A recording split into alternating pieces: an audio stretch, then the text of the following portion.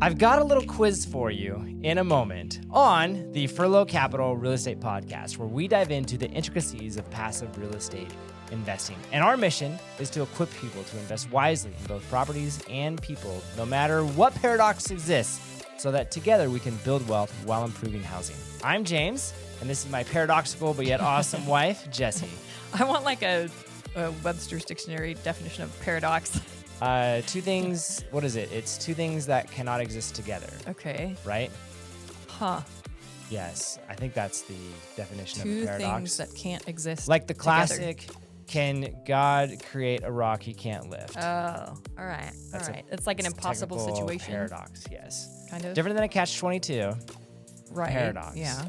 There's also paradoxes about like, if you go back in time Right. and kill your younger self, what happens to you? Yeah, who what was happens to back your and future felt self. yourself, but you can't go kill your, like there's, Yep, that's a paradox. Time travel theories. But what we're going to talk about is the Ellsberg Paradox.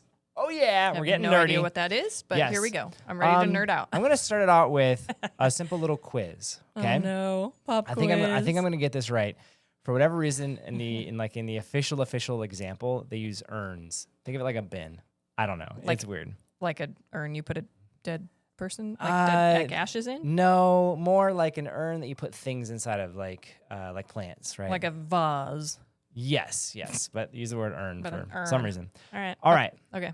So you have in urn A, you have 50 red and 50 black balls. Okay, Okay. so there's 100 balls, Yeah. 50 red, 50 black. Yeah. In urn B, there are also 100 balls, but there's an unknown mix of red and black balls. Okay. And you're asked, what would you rather do? You get the question is, or the gamble Mm-hmm. is you get $100 if you pull a red ball. And if you pull a black ball, you get $0. Okay? Okay. Which one would you rather pull from? The first one or the second The one? first one, because it's a known ratio. Really? I think so. I mean, the other one is unknown, which it could be 70 red ones and 30 black ones. Yeah. But you don't know that. So at least you've got a 50-50 chance if you do the first one. That's true. That is the Ellsberg Paradox. You just proved it out. Because they said they ran this experiment, and they actually did a couple other variations of it. And overwhelmingly, people went for the known odds Sure. over the unknowns, even though It's possible it could be better. possible could be better. Mm-hmm. So let me make this. That totally makes sense to me. So Although I'm risk adverse, so like I could see someone who is willing to take risks to be like, dude, yeah, let's try the one we don't know. Might be better. so let me give you I think you're right. That's the lower percentage of people. yeah. So let me give you an example of a different of another way of looking at it, which is kind of this exact same thing. You're looking at a real estate deal. Yeah. Okay. One of them, you can be a private lender, and you will earn 8% Okay. on your money. Yeah. Guaranteed. Yep. 8%. On another one, you're an equity partner, which has potential upside to earn you, say 20%. Let's try to make it extreme. Which one would you choose? How guaranteed is the 20% one? That's a good question. I mean, it's dependent on tenants paying their rents and the repairs going well. It's done by a sponsor who. I mean, You if I did my due diligence and was like, yeah, all right, I trust this, it's pretty likely that it'll pay out. And if I think the big difference here is if I could assume the risk, like in your primary example, if I had to have the $100 to survive, like I'd do the known quantity. Oh, interesting. If Okay. I didn't have to have it, and I was like, yeah, we're just having fun, I might try the other one Really? and see You what sure might about that? happen. Probably not. Probably not. There we go. That's because the of who I honest answer. am. Yeah, the yeah. honest answer is like, nah, I would still do the one that is a known quantity. Yeah. But with investing, I feel like there's more nuance there to be like, okay, I don't necessarily need the 20% return today. I could wait it out and I could see if it works out. Potentially for some investors. Yeah. For some investors, Yeah. it might be like, no way. I can't risk it. I need the return. I need it guaranteed. I need it in a certain time frame.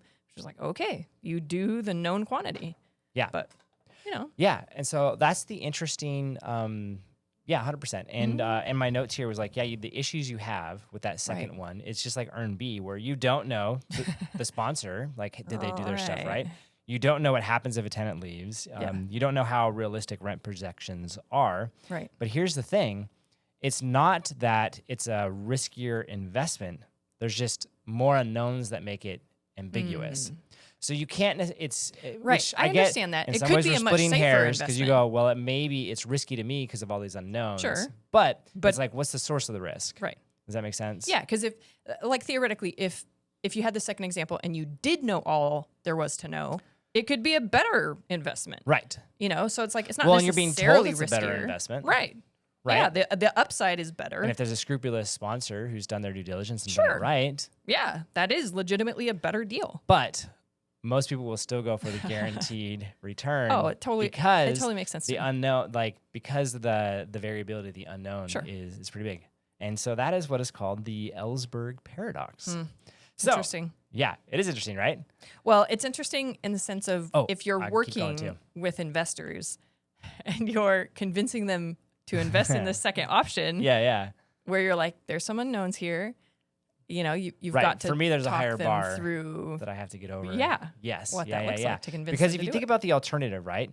Maybe it's like you'd be like, you know what? I'm happy to dump $25,000 into an indexed fund. Yeah. Because it feels familiar. You know what Vanguard is. You know what the S&P is. That feels like earn A. It's a known quantity. Yes. Yeah. Even though your annual returns, are probably not going to be as high. So here's the question, right? So you may decide not to invest in something, again, not because you've actually fully identified the risk and reward for it. It's just there's a whole bunch of unknowns. Yeah.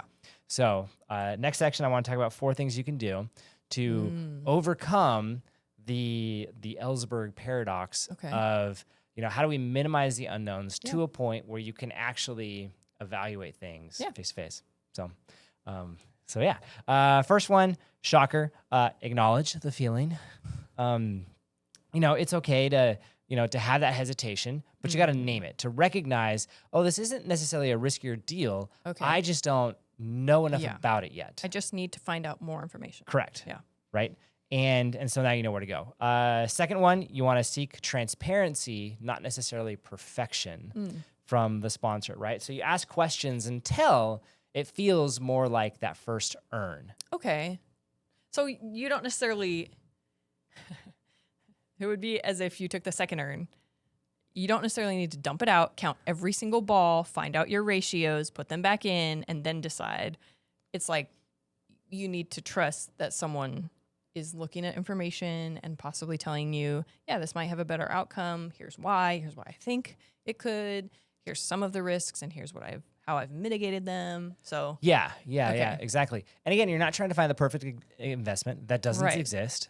You're just trying to get rid of those unknowns. Yeah, have they looked through the top and done a Right. quick count on the surface and be like, surface-wise, found this out looks what pretty good. they could Have find they pulled balls from other similar types of earns where they're like, kind of is a ratio. We're really going to beat this one down, but that's okay. So you want to ask questions, downside protection. You maybe ask about the communication cadence, what could go wrong if, risks and that's like when I do them, I have a risk and mitigation section, and my goal is to identify more risks than anybody else. Because I figure if they're like, but what about, and then it's there, they go, okay, good. James has thought about it. Yeah. Like that's my goal. Yeah. And then have this like, and here's what we're doing about it. And in some cases I'm like, it's a risk. sorry. and I'm doing a current raise right now. And there's one particular risk that's out there. Yeah. But I'm just like, It's not within your control. nothing I can so do about it's it. Like we just have it's to a wait. risk. I feel like it has to do with the market. It's not growing essentially, but it's also not shrinking, and it's not ginormous. And I'm just Sure. like, yep. I'm like, That is what it is. It's a risk. Yeah. But it's been this way for decades. So, Right. but yeah, it's a risk.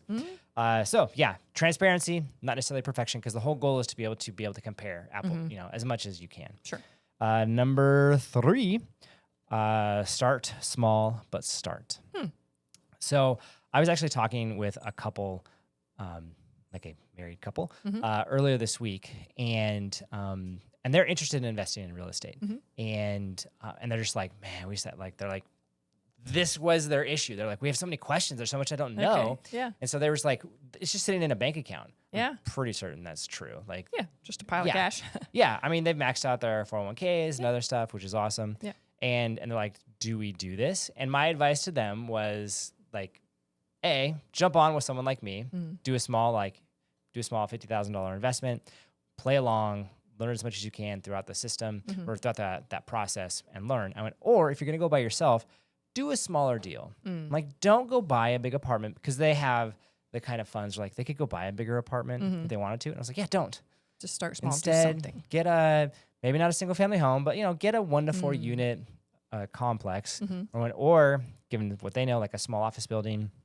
They kind of know more about that world. Okay. But that was my advice to them, was like, start small. And you want, because the first deal is always weird, and you're always learning a ton, and you want to do it until it doesn't feel that way anymore. Okay. Yeah. That's getting rid of that earn B feeling, right? Yeah. You're discovering more known quantities as you move forward. Correct. Yeah, because like one of their questions was like, I don't even know if we want to do property management. I'm like, well, if you start with a couple of units, you'll very quickly find out. See if you like it. Or hire someone and see how that feels, because you're not going to get that behind if they mess up. Yeah. Or just hire me and problem solved. But that's amazing. But yeah, and then the fourth one was just build relationship with sponsors, right? Because a lot of the unknown comes around. Yeah. Do they know what they're talking about? And so you wanna follow them, like this podcast. Good job. You want to you just want to talk to them. Where am I? I lost my place. Oh yeah, you want to see what they're doing for past deals. How they do for that. Like, I have a section called portfolio, and we talk about some high level numbers, and even some of them I jump into the more details of how it turned out. If they do like videos or webinars, just get to know them. And the whole goal again is to move from this unknown, things are ambiguous, I don't know where to go, to, okay, I know more information. Another thing that I usually recommend is like, there's some good books out there that aren't terribly long that I highly recommend reading if you got it. Sometimes it's spending time on bigger pockets, though less so these days. Just about the process of investing, or? Yeah, just that's familiarizing not for a particular yourself. Deal. Correct. It's just familiarizing yourself with the terms and lingo. Okay. I think that helps a lot. Sure. To do that. I know I was. It at least makes you more comfortable. Yeah. I was looking at a cell tower lease buyback. So someone's going to buy them. We talked about this in a previous episode. Right. And that was, I had so many terms. I'm like, this is all new to me. So I got to figure it out. Yeah. And just like, and I had multiple conversations with multiple people to figure it out. And that was how I finally was like, okay, I think I understand how to analyze this. Yeah. And, it's kind of a bummer. I had a couple of them get mad at me at the end because they really thought I was going to go with them. I was like, dude, like, I was talking to a lot of people, and I can only one. I mean, I would love for multiple people to buy this, but it doesn't work that way. Sure. And so there you go. So those are 4 things, just quick actions that I think you can do to get over the Ellsberg Paradox. Now you can impress your friends the next time you're out. Be like, have you heard of the Ellsberg Paradox? Let me ask you some questions about some red and black balls. And so, and I think it just explains a lot about why sometimes people get stuck on not pulling the trigger on an investment. Right. But again, you don't have to, because you could build the systems and relationships to turn those unknowns into understoods. And again, we're not looking for perfection, but it's just trying to be able to do a genuine compare of what makes sense. Yeah. And so, if you'd like to reduce some ambiguity, my suggestion is to head over to furlo.com, and you can read more about the different types of investments, and I explain what it is to be an equity investor, what it is to be a money lending type of investor, and those type of things. Obviously, listen to things like this, hop on the email list, all the fun stuff. Yeah.